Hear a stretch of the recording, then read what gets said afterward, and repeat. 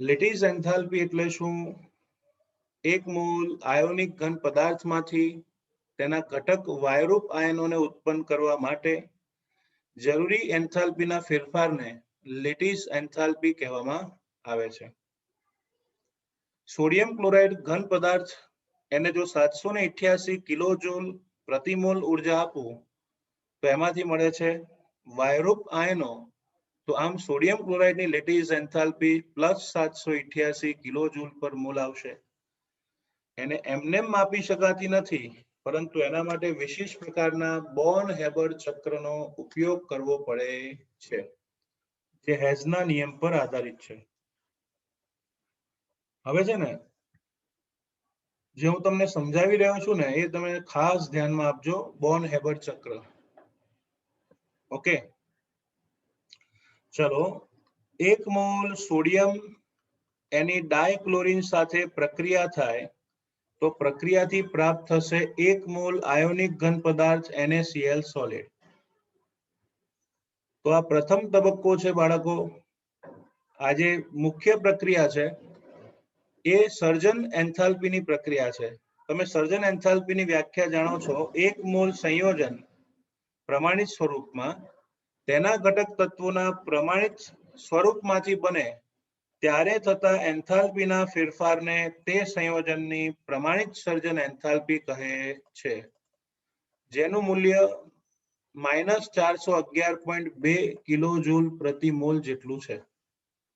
Okay, તમારે ઓરડાના તાપમાને પ્રમાણિત સ્વરૂપમાંથી NaCl બનાવવું છે. ધ્યાન આપજો. હવે સૌથી પહેલું સ્ટેપ એ છે કે 1 મોલ સોડિયમ એનું ઉર્ધ્વીકરણ કરીને તેને વાયુરૂપ અવસ્થામાં ફેરવવામાં આવે તો એમાં 108.4 કિલો જૂલ પ્રતિ મોલ જેટલી ઉષ્માનું શોષણ થાય છે. 108.4 કિલો જૂલ પ્રતિ મોલ જેટલી ઉષ્માનું શોષણ થાય છે. આ એન્થાલ્પીને પરમાણ્વીયકરણ એન્થાલ્પી કહેવાય અથવા તો ઉર્ધ્વીકરણ એન્થાલ્પી કહેવામાં આવે છે. એટલે પહેલા તો શું થયું? સોડિયમ ઘનમાંથી વાયુરૂપ અવસ્થામાં આવી ગયો. બરાબર. ચલો, ત્યારબાદ બીજું સ્ટેપ ધ્યાનથી જોજો. હવે આ જે બીજું સ્ટેપ છે એ બીજા સ્ટેપમાં Cl2 Cl બોન્ડ Cl સ્વરૂપે હોય. બરાબર. સોડિયમ જોડે ક્લોરીનને જોડાવવું હોય તો એને જૂના બંધ તો તોડવા પડે કે નહીં? જૂના તૂટે તો જ નવા બને. એટલે Cl2 અણુ હોય એ Cl2 અણુ એમાંથી બંધ તોડીને ક્લોરીન પરમાણુ પ્રાપ્ત કરવો હોય તો લખાય આ રીતે કે 1/2 Cl2 માંથી બનશે Cl ગેસિયસ. આ પ્રક્રિયા સાથે સંકળાયેલી એન્થાલ્પી છે +121 કિલો જૂલ પર મોલ અને એને કહેવાય છે dissociation enthalpy, bond dissociation enthalpy. એને વિયોજન એન્થાલ્પી તરીકે ઓળખીશું. તો બાળકો બે સ્ટેપ આપણે જોયા. પહેલું સ્ટેપ શું હતું? ઉર્ધ્વીકરણ. બીજું સ્ટેપ વિયોજનની પ્રક્રિયા. ઓકે, તો આ તમે ચિતાર દોરો ને, ડાયાગ્રામ દોરો, એની સાથે સાથે લખતા રહેવાનું. પહેલું સ્ટેપ આવશે ઉર્ધ્વીકરણ. પછી લખવાનું કે ઓરડાના તાપમાને રહેલા 1 મોલ સોડિયમ ઘન પદાર્થમાંથી વાયુરૂપ અવસ્થામાં આવે. આ ઉર્ધ્વીકરણની પ્રક્રિયા સાથે સંકળાયેલી એન્થાલ્પીને ઉર્ધ્વીકરણ એન્થાલ્પી કહેવાય, જેનું મૂલ્ય 108.4 કિલો જૂલ પ્રતિ મોલ જેટલું હોય છે. તો એને ઉર્ધ્વીકરણ એન્થાલ્પી કહીશું. ચલો, બીજું ઉર્ધ્વીકરણ એન્થાલ્પી. ત્યારબાદ આપણે જોયું વિયોજન એન્થાલ્પી. બાળકો, ડાયક્લોરીન વાયુ હોય ને, એ ડાયક્લોરીન વાયુને જો 242 કિલો જૂલ પ્રતિ મોલ જેટલી ઉર્જા આપો ને તો 2 ક્લોરીનના પરમાણુ બનાવે છે. ડાયક્લોરીન વાયુ એમાં ClCl વચ્ચે સહસંયોજક બંધ હોય, એ બંધનું ખંડન થતા 2 ક્લોરીનના પરમાણુ આપશે આ પ્રક્રિયા સાથે સંકળાયેલી એન્થાલ્પીને ડિસોસિએશન એન્થાલ્પી એટલે કે વિયોજન એન્થાલ્પી કહેવાય, જેનું મૂલ્ય 242 કિલો જૂલ પર મોલ છે. બંધનું તૂટવું ઉષ્મા શોષક પ્રક્રિયા હોવાથી આપણે મૂલ્ય લઈશું પ્લસ. પણ પહેલા તમારે જરૂર તો કેટલા મોલની છે? એક જ ક્લોરીનની જરૂર છે ને, તો આખા સમીકરણને 2 વડે ભાગો તો 1/2 Cl2 gives Cl gaseous. તો ઉષ્માને કહેવાય ડેલ્ટા D/2 એન્થાલ્પી સ્ટાન્ડર્ડ. આવું લખો તોય ચાલે, અથવા આવું લખો 1/2 ડેલ્ટા DH ડિગ્રી તો બી ચાલે. એનું મૂલ્ય આવશે 121 કિલોજૂલ પ્રતિ mall. I think you can understand. બરાબર. 2 ક્લોરીન પરમાણુ ઉત્પન્ન કરવા હતા 242, એક જ ઉત્પન્ન કરવો છે તો 121 કિલોજૂલ પર મોલ. તો આ બીજું સ્ટેપ વિયોજન થયું. બરાબર ને? હવે સ્ટેપ નંબર 3, તમારે આયોનિક સંયોજન બનાવવું છે તો ત્રીજા સ્ટેપને કહીશું આયનીકરણ. ઓકે, તો વાયુરૂપ અવસ્થામાં રહેલા 1 મોલ સોડિયમ એક ઇલેક્ટ્રોન ગુમાવીને વાયુરૂપ આયન બનાવે તો આ પ્રક્રિયા સાથે સંકળાયેલી એન્થાલ્પીને કહેવાય આયનીકરણ એન્થાલ્પી. અને આ આયનીકરણ એન્થાલ્પીનું મૂલ્ય છે 495.6 કિલો જૂલ પર મોલ. ઇલેક્ટ્રોનને દૂર કરવું ઉષ્મા શોષક પ્રક્રિયા એટલે મૂલ્ય આવશે ધન ધનાધન ધન. ચલો, સોડિયમ ઇલેક્ટ્રોન ગુમાવે એમ ક્લોરીન ઇલેક્ટ્રોન મેળવે તો એ પ્રક્રિયાને ઇલેક્ટ્રોન પ્રાપ્તિની પ્રક્રિયા કહેવાય. સોડિયમ ઇલેક્ટ્રોન ગુમાવે અને ક્લોરીન મેળવે છે ને, તો ક્લોરીન માટે ઇલેક્ટ્રોન પ્રાપ્તિ કહેવાય.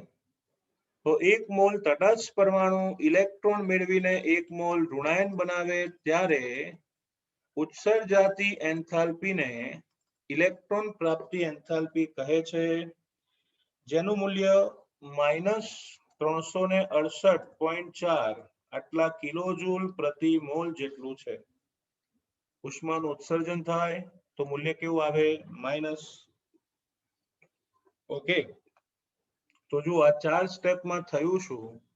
તો Na+ ગેસિયસ બની ગયા, Cl- ગેસિયસ બની ગયા. તો બસ 5મું સ્ટેપ લઈ લઈએ, જેને કહેવાય લેટિસ સર્જન. શું કહેવાય? લેટિસ સર્જન અથવા તો લેટિસ એન્થાલ્પી. તો 1 મોલ વાયુરૂપ Na+ આયન અને Cl- આયન ભેગા થઈને જો NaCl સોલિડ બનાવે, 1 મોલ વાયુરૂપ Na+ આયન અને Cl- આયન ભેગા થઈને NaCl બનાવે, સ્ફટિક રચનાનું નિર્માણ કરે, કુલંબિક બળથી જોડાય, ત્યારે ઉત્સર્જાતી એન્થાલ્પીને શું કહેવાય? લેટિસ સર્જન એન્થાલ્પી. લેટિસ સર્જન એન્થાલ્પી. તો લેટિસ સર્જન એન્થાલ્પીનું મૂલ્ય છે -778 કિલો જૂલ પ્રતિ મોલ. તો ફરીથી બધા સ્ટેપ આપણે સમજીને યાદ રાખવાના છે. પહેલું સ્ટેપ શું કહેવાય? ઉર્ધ્વીકરણ. બીજું બંધ વિયોજન. ત્રીજું સ્ટેપ હું અહીંયા લખું છું બાળકો, સોડિયમ 1 ઇલેક્ટ્રોન ગુમાવે તો બનાવશે Na+ ગેસિયસ. આ પ્રક્રિયાની એન્થાલ્પીને આયનીકરણ એન્થાલ્પી કહેવાય, જેનું મૂલ્ય છે minus આયનીકરણની 495.6 kilo joule per mall. Chlorine એ જ ઇલેક્ટ્રોનને મેળવે, ક્લોરીન સોડિયમે ગુમાવેલા ઇલેક્ટ્રોનને મેળવે અને બનાવશે Cl- ગેસિયસ.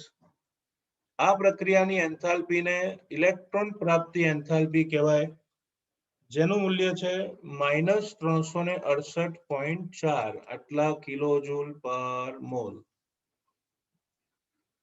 અને છેલ્લું સ્ટેપ, વાયુરૂપ આયનો ભેગા થાય અને એમાંથી 1 મોલ આયોનિક ઘન સંયોજન બનાવે તો એની સાથે સંકળાયેલી એન્થાલ્પીને લેટિસ એન્થાલ્પી કહેવાય, જેનું મૂલ્ય છે -788 કિલો જૂલ પ્રતિ મોલ. ઓકે, હવે આ વસ્તુ આપણે શોધવાની છે એટલે હું ડિસ્ક્લોઝ કરતો નથી, કારણ કે તમારે એને શોધવાનું છે. બધા મૂલ્યો તમને ખબર છે, ખાલી એ શોધવાનું છે. હવે તમે સમજી ગયા છો. આપણી મુખ્ય પ્રક્રિયા આ છે કે ઓરડાના તાપમાને રહેલા સોડિયમ અને ક્લોરીન ભેગા થઈને 1 મોલ NaCl બનાવે છે. ઓરડાના તાપમાને રહેલા 1 મોલ NaCl બનાવે છે. ક્લિયર? પહેલું સ્ટેપ ને શું કીધું? ઉર્ધ્વીકરણ. બીજા સ્ટેપ ને વિયોજન. ત્રીજું સ્ટેપ છે આયનીકરણ. ચોથું સ્ટેપ છે ઇલેક્ટ્રોન પ્રાપ્તિ.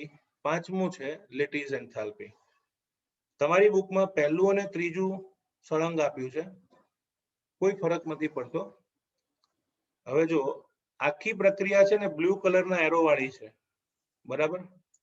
ત્યાં સુધી જવું હોય તો 5 સ્ટેપ કર્યા ને આપણે, તો અહીંયા હું લખું છું કે NaCl ની સર્જન એન્થાલ્પી હેઝના નિયમ અનુસાર બરાબર દરેક એન્થાલ્પીનો સરવાળો.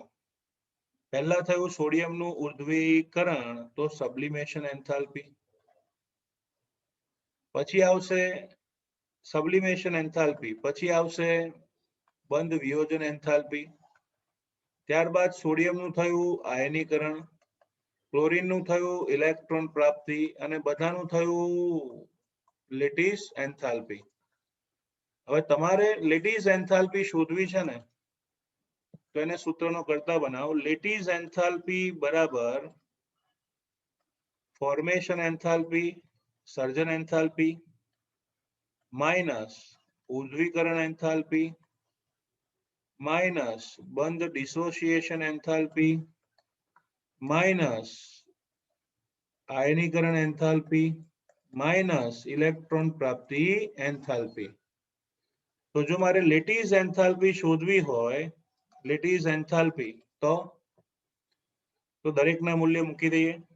ચલો, સર્જન એન્થાલ્પી હતી 411.2, ઉર્ધ્વીકરણ 108.4, વિયોજન 121.0, આયનીકરણ -495.6 અને ઇલેક્ટ્રોન પ્રાપ્તિ -368.4. આ બધાનો સરવાળો કરો તો લેટિસ એન્થાલ્પીનું મૂલ્ય શું આવે છે? માઇનસ માઇનસ પ્લસ કરો તો આવશે -788 આટલા કિલો જૂલ પર મોલ. તો આમ NaCl 1 મોલ આયોનિક ઘન બને ત્યારે ઉત્સર્જાતી enthalpy -788 kilo joule per mall હોય છે. ધ્યાન રાખજો, લેટિસ એન્થાલ્પી બે પ્રકારની હોય. એક લેટિસની સર્જન એન્થાલ્પી, જે અહીંયા છે -788 કિલો જૂલ પર મોલ, અને એક લેટિસ વિયોજન એન્થાલ્પી, એ આવશે +788 કિલો જૂલ પર મોલ. બરાબર?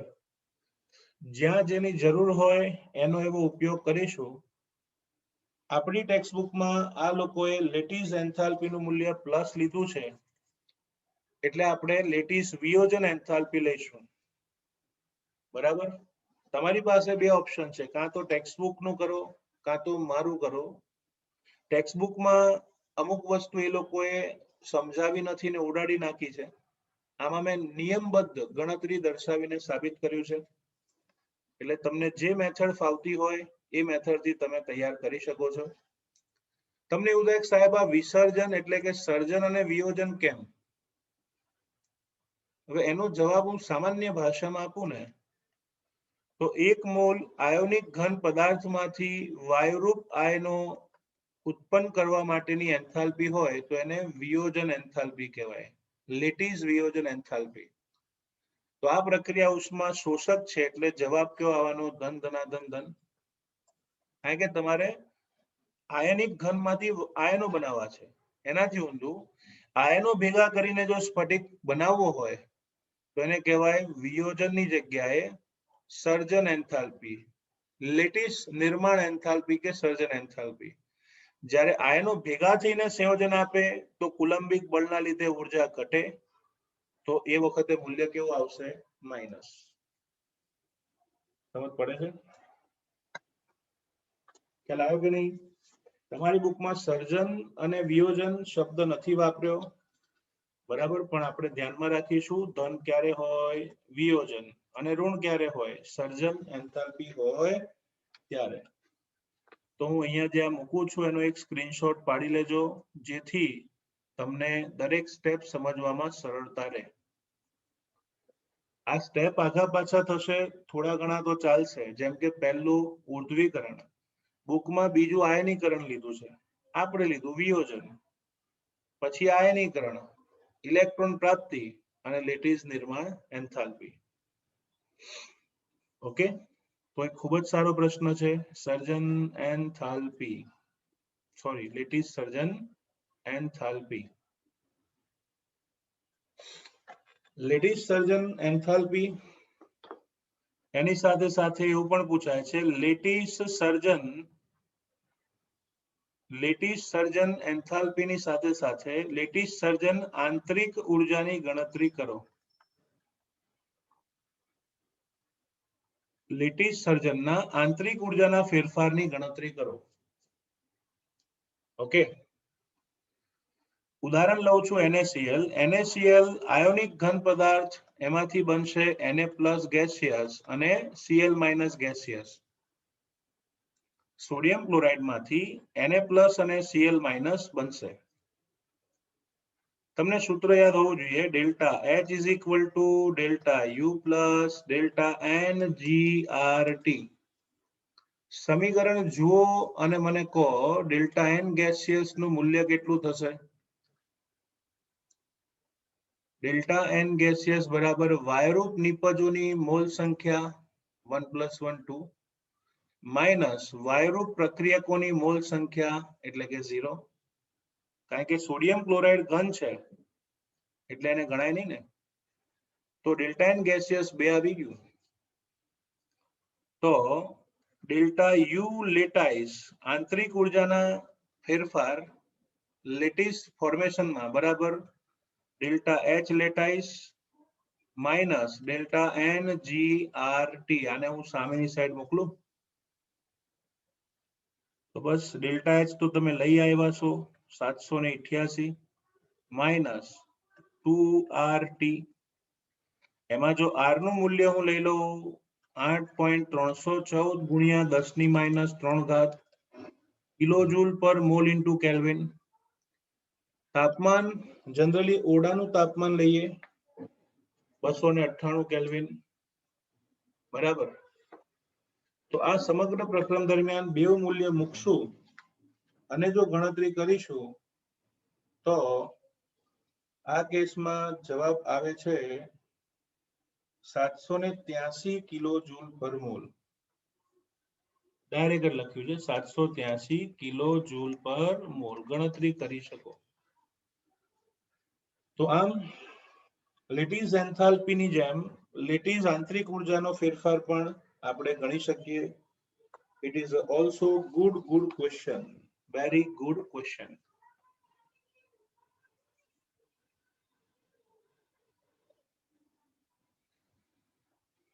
આગળ વધીએ.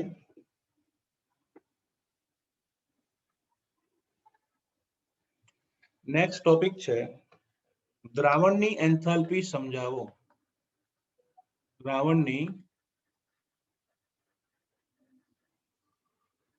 દ્રાવણની એન્થાલ્પી સમજાવો. Explain enthalpy of solution. દ્રાવણની એન્થાલ્પી એનું સૂત્ર છે આ રીતે સિમ્બોલ, સોલ્યુશન એન્થાલ્પી. તો દ્રાવણની એન્થાલ્પી કોને કહેવાય? ધારો કે તમે એક કામ કરો છો, નિશ્ચિત જથ્થાનો દ્રાવક લીધો, નિશ્ચિત જથ્થાનો દ્રાવક, ધારો કે 1 કિલોગ્રામ દ્રાવક લીધો, 1 કિલોગ્રામ દ્રાવક લીધો. હવે તેમાં હું NaCl ઓગાળું છું તો ઉત્પન્ન થશે બે આયનો, Na+ અને Cl-. તો આ બે આયનો જ્યારે ઉત્પન્ન થાય ત્યારે થતા એન્થાલ્પીના ફેરફારને તે દ્રાવણ બનાવવાની એન્થાલ્પી કહે છે. ઓકે, તો એક મોલ પદાર્થને નિશ્ચિત જથ્થાના દ્રાવકમાં ઓગાળી અનંત મંદને થતા એન્થાલ્પીના ફેરફારને તે દ્રાવણની એન્થાલ્પી કહેવામાં આવે છે. વ્યાખ્યા આ રીતે લખી શકાય: એક મોલ દ્રાવ્ય પદાર્થને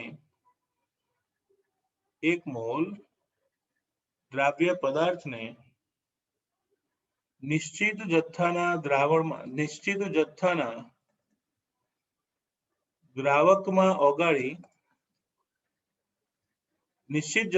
દ્રાવકમાં ઓગાળી અનંત મંદને થતા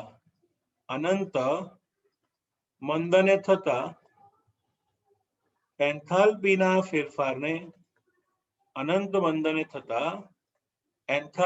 ફેરફારને દ્રાવણની એન્થાલ્પી ઓર સોલ્યુશનની એન્થાલ્પી કહે છે. બરાબર. ફરીથી, એક મોલ દ્રાવ્ય પદાર્થને નિશ્ચિત જથ્થાના દ્રાવકમાં ઓગાળી અનંત મંદને થતા એન્થાલ્પીના ફેરફારને દ્રાવણની એન્થાલ્પી કહેવામાં આવે છે. ફરીથી, એક મોલ દ્રાવ્ય પદાર્થને નિશ્ચિત જથ્થાના દ્રાવકમાં ઓગાળી અનંત મંદને થતા એન્થાલ્પીના ફેરફારને દ્રાવણની એન્થાલ્પી કહેવાય. તો આપણને પ્રશ્ન એ થાય કે સર અનંત મંદને કેમ લખ્યું છે? હવે એનું કારણ કહું. બાળકો, અનંત મંદન એટલે કે કાંકરિયામાં જઈને ચમચી મીઠું નથી નાખવાનું. અનંત મંદન એટલે ઉત્પન્ન થયેલા આયનો એમાં ત્યાં સુધી પાણી ઉમેરતા જાઓ જ્યાં સુધી તેમની વચ્ચેનું આકર્ષણ બળ, કુલંબિક બળ નહિવત બની જાય. અનંત મંદન એનો અર્થ એવો થાય કે તમે એટલું પાણી ઉમેરતા જાઓ કે જ્યાં સુધી બંને આયન વચ્ચે કોઈ પણ પ્રકારનું આકર્ષણ બળ વચ્ચે નહીં. બરાબર, ખ્યાલ આવી ગયો? તો આમ એક મોલ દ્રાવ્ય પદાર્થને નિશ્ચિત જથ્થાના દ્રાવકમાં ઓગાળી અનંત મંદને થતા એન્થાલ્પીના ફેરફારને દ્રાવણની એન્થાલ્પી કહીશું. હકીકતમાં દ્રાવણની એન્થાલ્પી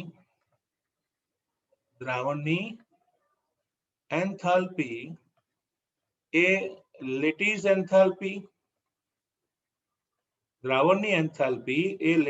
એન્થાલ્પી અને જલીયકરણ અથવા તો સોલ્વેશન એન્થાલ્પી જેટલી છે.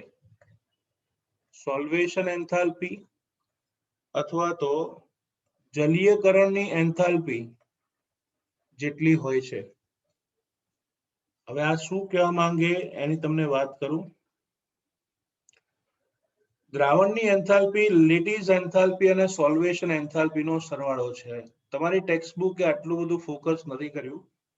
બીજું, આ ગુજરાત બોર્ડના કોર્સમાંથી નથી, કેન્સલ કરેલું છે, છતાં પણ પ્રશ્નો એન્ટ્રન્સમાં આવતા હોવાથી આપણે જોઈએ છે. ધારો કે આ કોઈ આયોનિક ઘન પદાર્થ છે, હું NaCl લઉં. બરાબર, તો જો Na+Cl-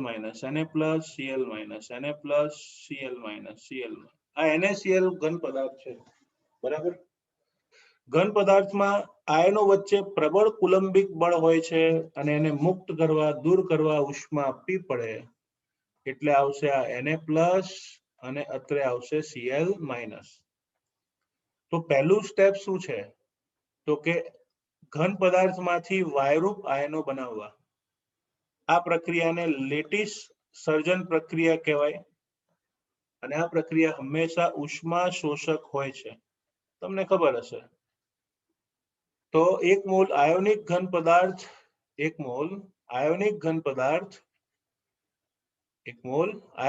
પદાર્થમાંથી ઘટક વાયરૂપ આયનો બનાવવાની ક્રિયા ઉષ્મા શોષક હોય.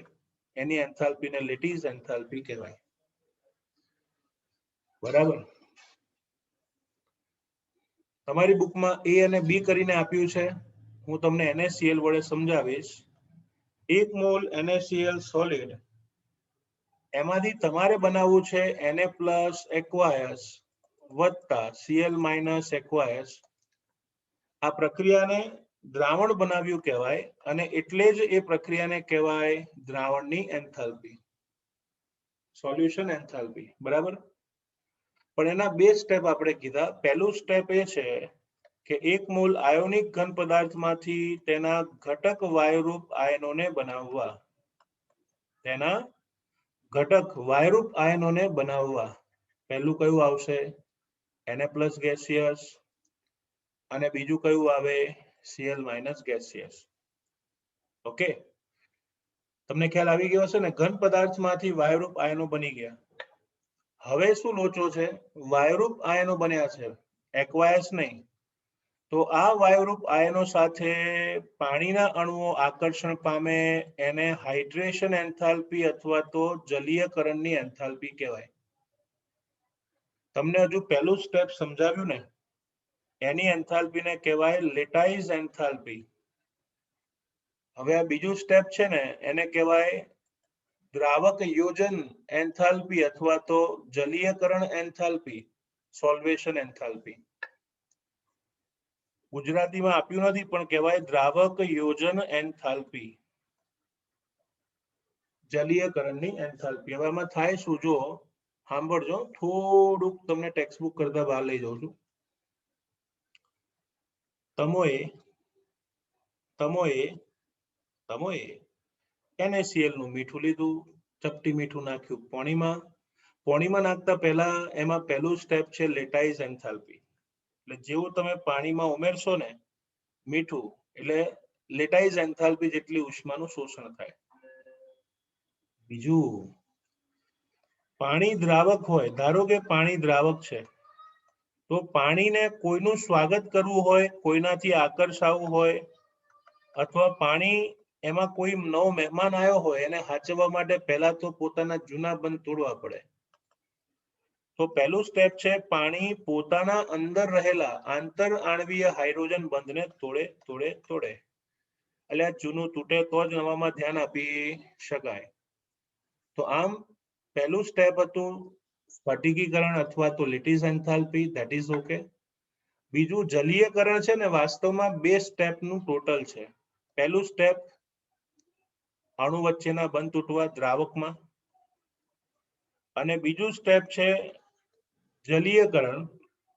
તમે જેવું દ્રાવણમાં Na+ ઉમેરશો કે Cl- ઉમેરશો તો બાળકો Na+ ધન વીજભારિત હોવાથી, આપણે પાણીની વાત કરીએ ને તો આ છે H2O અથવા તો પાણી. બરાબર. તો બાળકો આ જે Na+ છે ને, Na+, ઓકે, આ Na+ ધન વીજભારિત છે. પાણી ધ્રુવીય દ્રાવક હોવાથી ઓક્સિજન ઉપર આંશિક ઋણ વીજભાર હોય, હાઇડ્રોજન આંશિક ધન વીજભાર હોય. તો સોડિયમના ધન વીજભાર પ્રત્યે પાણીના ઓક્સિજનને થોડુંક ધ્રુવીય આયનિક આકર્ષણ બળ હોય છે. કેવું આકર્ષણ બળ હોય? ઓક્સિજનનું ધ્રુવીય અને Na+ નું આયોનિક. એ જ રીતે ધારો કે Cl- આયન દ્રાવણમાં હોય તો હાઇડ્રોજન ધન ધ્રુવ વાળો છે, તો એમાં પાણી આ રીતે ખેંચાયેલું રહે. બરાબર, પાણી આ રીતે ખેંચાયેલું રહેશે. તો આમ દરેક આયનના વીજભારની વિરુદ્ધ વીજભારના ધ્રુવ દ્રાવકના આજુબાજુ ગોઠવાશે. આ ઘટનાને દ્રાવક યોજન કહેવાય. યોજન એટલે ભેગું થવું, દ્રાવકનું આયનની આજુબાજુ ભેગું થવું. દ્રાવક પાણી હોય તો એને જલ યોજન કહેવાય. દ્રાવક કોઈ બી હોય તો કોમન નામ દ્રાવક યોજન. પાણી દ્રાવક હોય તો એને જલ યોજન અથવા જલીયકરણ કહેવાય છે. આ બંને સ્ટેપમાં ઉષ્મા સંકળાયેલી હોય છે. આ બંને સ્ટેપના ટોટલને કહેવાય છે હાઇડ્રેશન એન્થાલ્પી. તમે કોઈને બી પૂછજો સ્કૂલમાં, ગમે એને, ઇવન તો ટીચરને પણ, તો કે જલીયકરણ એન્થાલ્પી શું છે, એને ખબર જ નહીં હોય કે આ બે સ્ટેપનું ટોટલ છે. પહેલું સ્ટેપ શું? તો કે દ્રાવકના પોતાના જૂના બંધ તોડવા. બીજું સ્ટેપ શું? આયનોની વિરુદ્ધ ધ્રુવ તરફથી દ્રાવકનું જમા થવું. આ બંને સ્ટેપના સરવાળાને જલ યોજન કહેવાય. પહેલું સ્ટેપ હાઇડ્રોજન બંધનું તૂટવું છે, એટલે પહેલું સ્ટેપ હંમેશા કેવું હોય? ઉષ્મા શોષક. બીજા સ્ટેપમાં આયનની સાથે ધ્રુવો આકર્ષાયા તો બીજું સ્ટેપ હંમેશા કેવું રહેવાનું? ઉષ્માક્ષેપક. તો આમ દ્રાવક યોજન કે જળ વિભાજન કે જલીયકરણ કે જલયોજન કે સોલ્વેશન, આ બધા જ નામ ગમે તે હોય તે 2 સ્ટેપના ટોટલ આવશે. શોષક અને ક્ષેપક બેવનું ટોટલ આવશે. અહીંયા આ લોકોએ ખાલી સીધે સીધું લખી નાખ્યું છે ડેલ્ટા એચ હાઇડ્રેશન એન્થાલ્પી દ્રાવક યોજન એન્થાલ્પી તરીકે ઓળખાય છે. તો આમ પહેલું હતું સ્ફટિકમાંથી વાયરુપ આયનો, બીજા સ્ટેપમાં 2 પેટા સ્ટેપ હતા. પહેલું દ્રાવકના બંધ તૂટવા અને બીજું યોજન થવું. તો આના ઉપરથી લખી શકીએ કે કોઈ પણ આયોનિક ઘન પદાર્થની દ્રાવણ એન્થાલ્પી એ તેના લેટાઇઝ એન્થાલ્પી અને જલયોજન એન્થાલ્પી એના સરવાળા જેટલી હોય છે. ઓકે, તો આ ખાસ સમજીને યાદ રાખવું. બીજી એક વાત, મોટા ભાગના આયોનિક ઘન પદાર્થો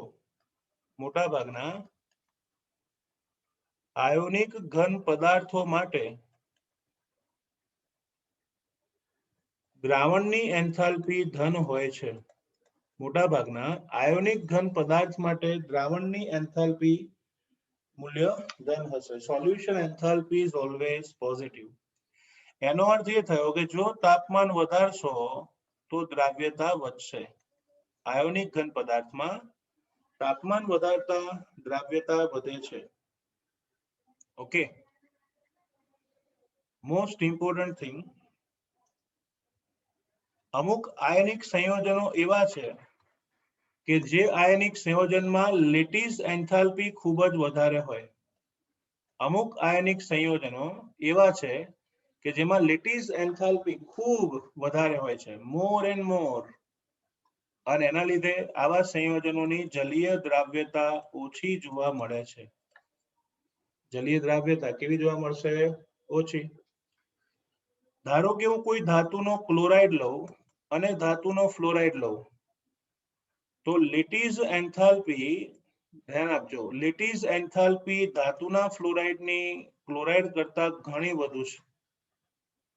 ધાતુના ફ્લોરાઇડની લેટિસ એન્થાલ્પી ક્લોરાઇડથી ઘણી વધુ છે. એનું કારણ તમને ખબર છે કે ક્લોરીનનું કદ મોટું, ફ્લોરીનનું નાનું કદ એટલું આકર્ષણ વધુ ને, એટલે વધારે ઉર્જાનું ઉત્સર્જન થાય. તો આમ ધાતુ ફ્લોરાઇડની લેટિસ એન્થાલ્પી ક્લોરાઇડથી વધુ છે. પણ જો જલીય દ્રાવ્યતાની વાત કરું, યાદ રાખજો, ક્લોરાઇડની દ્રાવ્યતા ફ્લોરાઇડ કરતા વધુ જોવા મળશે. તો અમુક સંયોજનો એવા છે કે જેમની લેટિસ એન્થાલ્પી ખૂબ જ વધી છે, તો એમની જલીય દ્રાવ્યતા હંમેશા ઓછી જોવા મળે છે. મોટા ભાગે આયનના ફ્લોરાઇડ એ આયનના ક્લોરાઇડ કરતા ઓછા દ્રાવ્ય હોય છે. ક્લોરાઇડ એ ક્લોરાઇડ કરતા ઓછા દ્રાવ્ય હોય છે. ઓકે, તો યાદ રાખીશું આટલું. હવે લેટિસ એન્થાલ્પીની થિયરીમાં નીચે તમને